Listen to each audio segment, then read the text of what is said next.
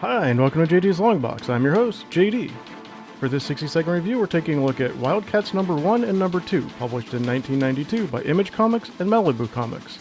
WildCATs was created by Jim Lee and Brandon Choi. The writing was by Jim Lee and Brandon Choi. The pencils were by Jim Lee. The inks were by Scott Williams. And the colors were by Joe Rosas on number 1 and Joe Chiodo on number 2. Last year, my brother-in-law was selling off some of his comic collection, including the number 1 and number 2 issues of all the initial Image Comics titles. While there were a few that I was interested in, I told him not to break them up because they were probably more valuable as a complete set. Much to my surprise, he gifted me several of those comics for Christmas.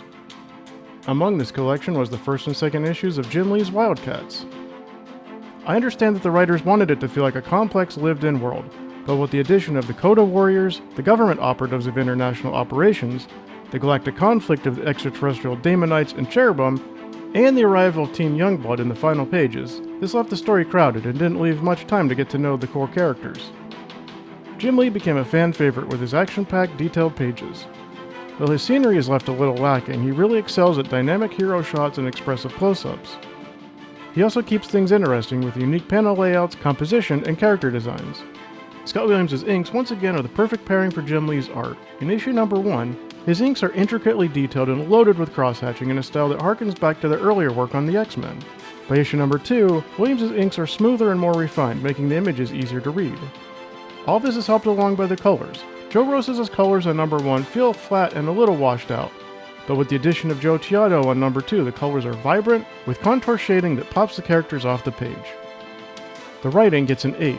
The colors gets an 8.5, the inks gets a 9, and the pencils gets a 9. This adds up to an 86%. What was labeled as an X-Men clone when it was released, WildCATs has so much more going on, almost too much.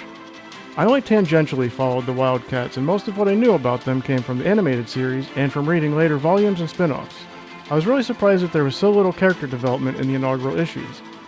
However, I think we can agree that WildCATs was Jim Lee's vehicle to showcase his art, and in that department, he doesn't disappoint. I hope you liked this 60-second review. Be sure to like and subscribe, and then check out some of my other videos. If you enjoyed this look at Jim Lee and Scott Williams' collaboration, be sure to check out my video on Uncanny X-Men number 268.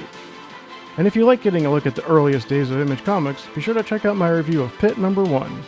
I'm JD, and until next time, this box is closed.